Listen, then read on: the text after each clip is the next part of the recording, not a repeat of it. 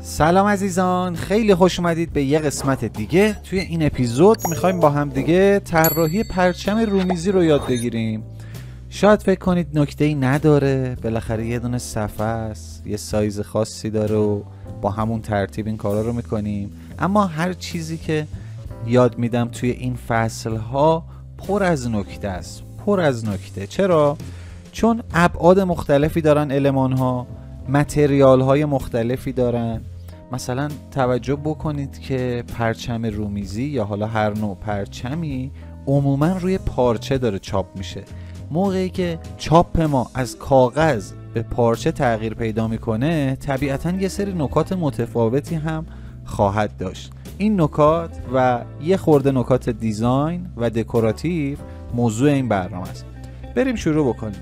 پرچم‌های رومیزی معمولاً یه سایز 20x30 رو دارن. باز هم شما میتونید از جایی که دارید اون پرچم رو سفارش میدید سایز دقیق اون صفحه رو بپرسین.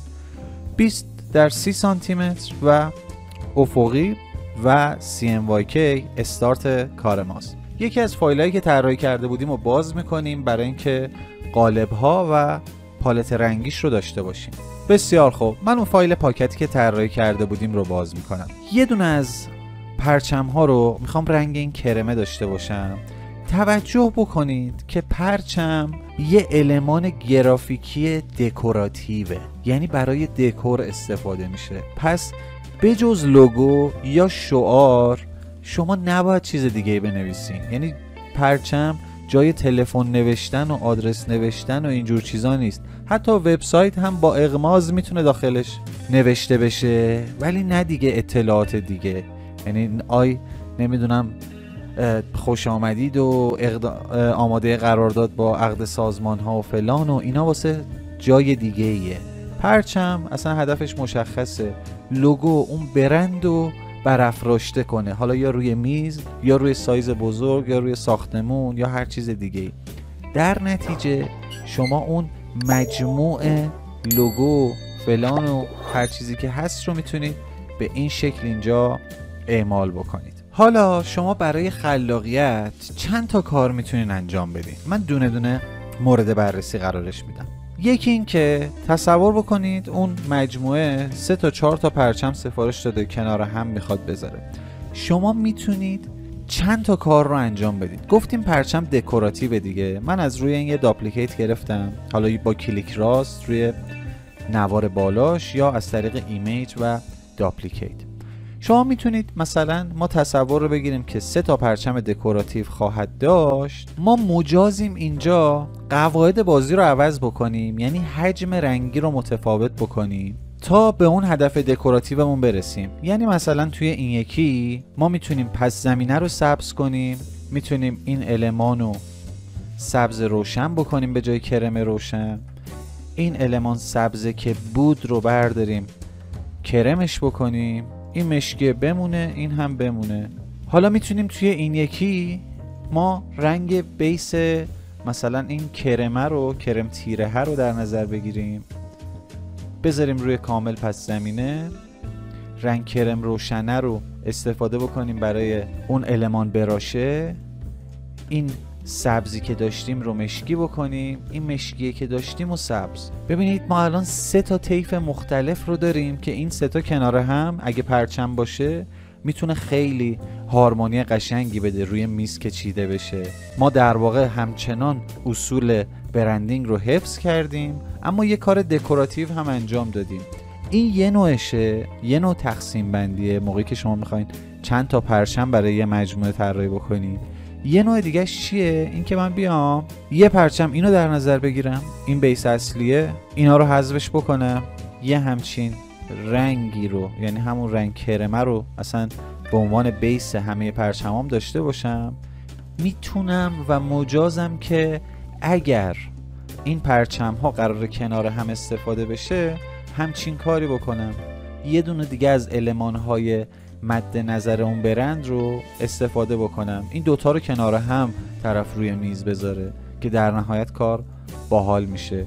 یا میتونم مثلا این رو هم بیخیال بشم، این رنگ کرم رو انتخاب بکنم و مثلا آدرس وبسایت رو بذارم یا این شعار جمع و جورش رو بذارم اینجا، یه همچین فرمی رو که میتونه این تایپوگرافی ها چپ و راست کار قرار بگیره و اون پرچمی که لوگو داره وسط کار قرار بگیره. اینا تماما بحث دکوراتیوه. حتی میتونم این رو کرم کنم و سایزش رو خیلی بیارم بالا، اصلا از یک گوشه‌ای از پرچم بزنه بیرون که صرفا روی میز قرار میگیره، چیز باحالی باشه. این از این نکات. نکته بعدی این که به دلیل اینکه پرچم ها روی پارچه چاپ میشن، تمام سعیتون رو بکنید از رنگ های روشن یک برند استفاده بکنید. یعنی اگه طرح پس زمینه یا رنگ پس زمینه برندی مشکیه، تمام سعیتون رو بکنید مشکی استفاده نکنید، چون روی پارچه یه خورده رنگ رو میکشه داخل خودش، شروع میکنه به بور شدن و چاپخونه با چاپخونه هم فرق میکنه، کیفیت دستگاه با کیفیت دستگاه هم فرق میکنه، در نهایت خروجی کارتون یه چیز کرکسی میشه.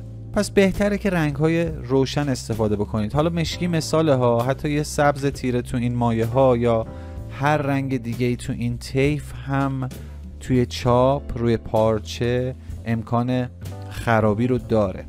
البته شاید بپرسین که خب ما این همه پرچم دیدیم با رنگ‌های تیره یا این همه تیشرت تیره دیدیم که روی پارچه چاپ شده، اینا تماما دیگه برمیگرده به اصول استاندارد سازی چاپ که داخل این پکیج نیست. توی دوره دیگه‌ای تمام اون موارد رو بررسی میکنیم. خیلی بحث‌های تخصصی تر و فرایند پس از طراحی یا در حین طراحیه که خیلی مربوط به دیزاین نیست و حوزه فنیه که توی دوره دیگه‌ای با نام استانداردهای چاپ حتما بهش میپردازیم.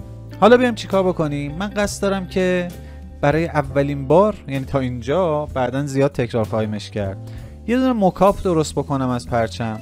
میرید داخل سایت هایی مثل فریپیک که خیلی نامشو بردم، موکاپ پرچم سرچ میکنید، یعنی فلگ موکاپ. من این پرچم رومیزی مد نظر ماست دیگه. یه صفحه اینجا باز میکنم، سایز A4، میرم این پرچمی که از سایت freepik.com دانلود کردم و درگ میکنم و میارم میندازم داخل این صفحه.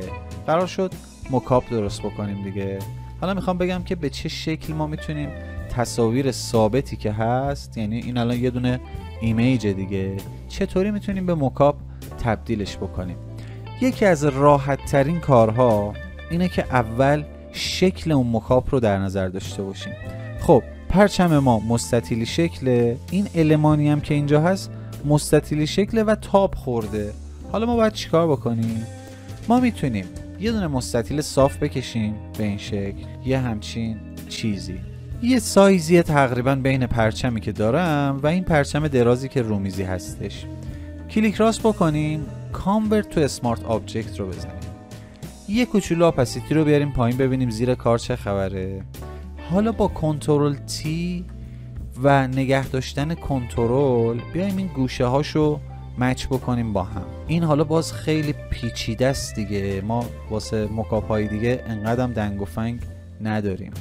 یه همچین چیزی رو اینجا در نظر میگیریم. حالا کلیک راست میکنم و گزینه وارپ رو میزنم. اینجا باز یه گزینه میده بهم که میتونم این خمیدگی ها رو اجرا بکنم، یعنی به این شکل، به این شکل و به این شکل. این تا اینجا، یه کوچولو هم اینجا داریم، یه کوچولو هم اینجا داریم، به این صورت. اینتر رو که بزنیم، اپاسیتی رو که ببریم بالا، ما شکل اون فرم رو درست کردیم اما تو حالت اسمارت آبجکت. حالا باید چیکار بکنیم؟ یه دبل کلیک بکنیم، همونطور که میبینید داخل یه صفحه جداگونه و صاف برای ما اعمال میشه. حالا من میتونم کنترل شیفت ای رو بزنم داخل این پرچمی که ساختم، درگش کنم، کنترل تی رو بزنم، آلت رو نگه دارم کوچیک بشه، بچرخونمش تا اینجاها.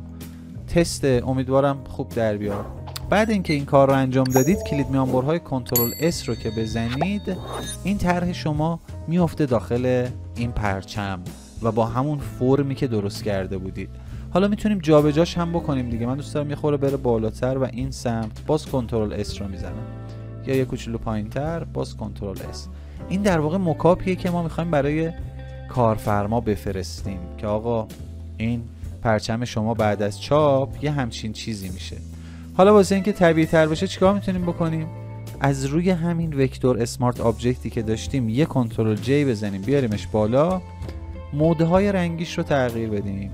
یعنی مثلا مود مولتیپلای یا اینجا مود لاینیر برن خیلی بامزش کرد. این رو هم میتونم کلیپش کنم به پایینی تا اون کرکسیفی های دورش از بین بره. باز هم توجه بکنید شما حتی اگه این رو ببندید، چون لایه مکاپ شما به صورت اسمارت آبجکته، یه دبل کلیک که بکنید به صورت فلت باز میشه. من میتونم این رو خورده خمش کنم، یه کوچولو اینطوریش کنم که کنترل اس رو میزنم اینجا درست‌تر بشه. یه خوردم بیارمش پایین، باز کنترل اس، ببینید یه همچین اتفاقی رو در نهایت داره. خیلی شیک و ترتمیز هم میشه. اینم از پرچم رومیزی که واسه برند استارباکس ساختیم. امیدوارم لذت برده باشین، کارهای دیگه ای بکنید. در نهایت شما چون طرح پرچمتون یکی از المان‌های دکوراتیوه، آزادید که کارهای بیشتری هم بکنید. یعنی من اجازه دارم توی طرح‌های دکوراتیو که این رو این شکلیش بکنم و هیچ ایرادی نداره. یا میتونم مثلا یه پترن قهوه‌ای زیر این کار بندازم. البته که پترنم هم خیلی نباید تداخل پیدا بکنه با المان‌های گرافیکی دیگم. اینا رو طی مرور زمان با هم دیگه یاد میگیریم که اصلا سبک و استایل طراحی کردن یا تفکر طراحی چه شکلیه. خیلی ممنونم که تا انتهای ویدیو رو نگاه کردین. فعلا روز و شبتون خوش.